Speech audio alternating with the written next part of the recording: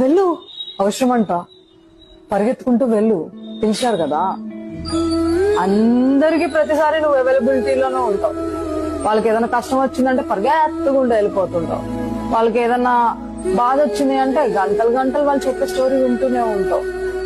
వాళ్ళ బాధ నీ బాధ, వాళ్ళ కష్టం నీ కష్టం అని అనుకుని, వాళ్ళ అవసరం నీది అని నువ్వు ఫీల్ అయ్యి, నీ కుదిరినా కుదరకపోయినా, అవసరం ఉన్నా లేకపోయినా అవతల మనోళ్ళు అనుకుని చెప్పేసి ప్రతిసారి నువ్వు మాత్రమే అవైలబిలిటీలో